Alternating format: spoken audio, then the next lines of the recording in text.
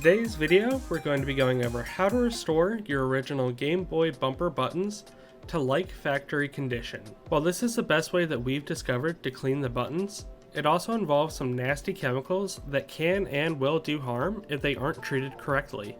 For this project, you will need alcohol, TarnX, water, DeoxIT, a nylon brush, and an air compressor or canned air.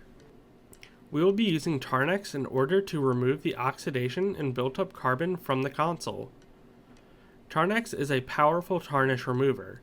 It essentially eats away at the metal, leaving a clean top layer. Before using TarnX, be sure to thoroughly read the label and follow the instructions on the bottle. Due to the fact that we're using this product on Game Boys, we've made two minor adjustments to the instructions on the bottle.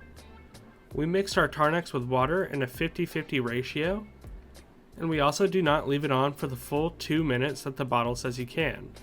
We try to limit our exposure time to 30 seconds or less. We do this in an attempt to save the Game Boys from any potential damage the chemicals may cause. TarnX should be used only on the headphone jack and bumper buttons. Try not to get it anywhere else. On to the bumper buttons. We'll first test the ohms of the buttons in order to see how dirty they are. A clean button should be reading as close as possible to 0 ohms.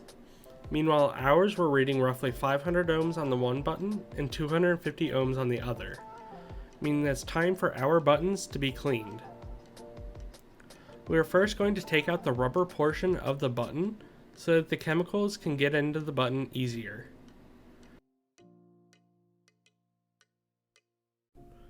It's important to state that you move quickly during this 4-step process, because otherwise you'll end up leaving chemicals inside of the button for too long and they can cause damage. If it's easier, you can set up dipping cups to be able to move the motherboard quickly between pre-poured cups instead of having to squirt the liquid directly into the console.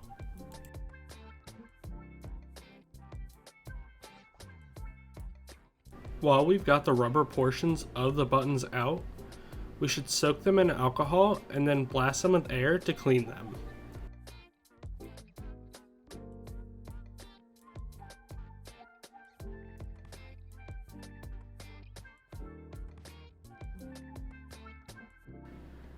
We are then going to use the syringe to squirt TarnX directly into the bumper buttons. This is followed by softly shaking the board to allow the chemical to make its way down further into the button. After roughly 30 seconds, we will take our air compressor to the back of the buttons and blow out any remaining TarnX.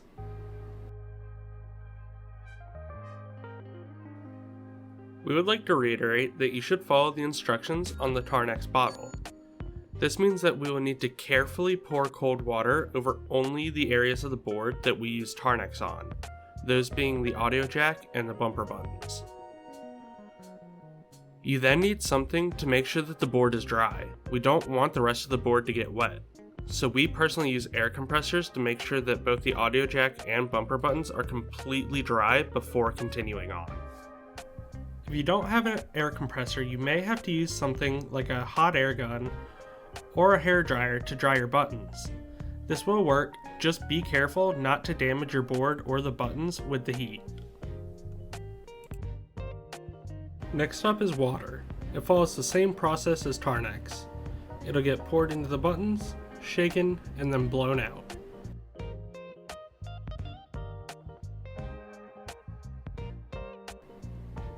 Immediately after that, we then fill the bumper buttons with alcohol. This will neutralize the TarnX and stop it from eating away at any metals. We repeat the same process as the TarnX. We shake it a bit and then hit it with some compressed air from the back. We do 2 alcohol flushes to ensure that the TarnX isn't eating away at the inside of the button anymore.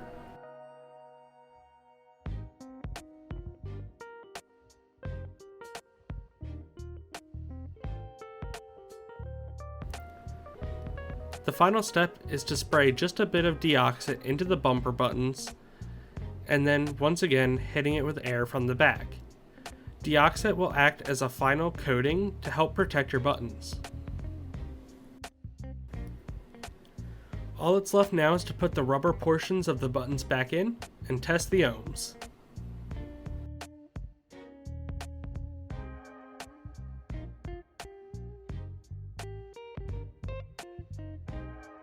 Notice how when the two probes are directly touching, the multimeter reads 0.2 ohms.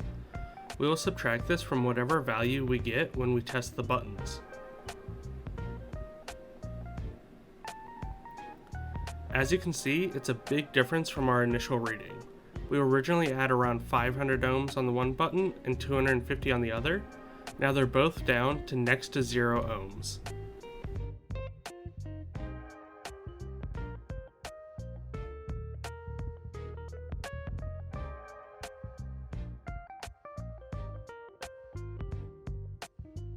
Cleaning the headphone jack is the easiest part, and you can visually see the difference in the metal. We are first going to take a syringe to squirt the TarnX directly into the headphone jack. We follow that up with a brush that will help agitate the surface of the metal and remove the oxidation and carbon buildup. Once we're done brushing, we have to pour cold water over the headphone jack. Be sure not to get the whole board wet, just the headphone jack.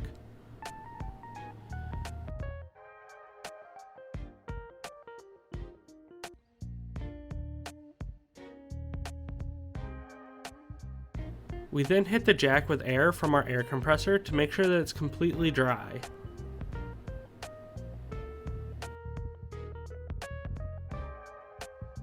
We're now going to follow the same process as the rest of the video and spray alcohol into the headphone jack before hitting it with compressed air to clean it out again.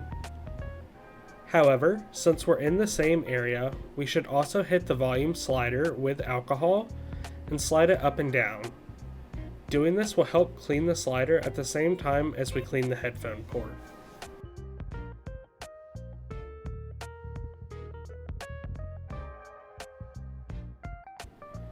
After that, we hit it with our final DeoxIT layer.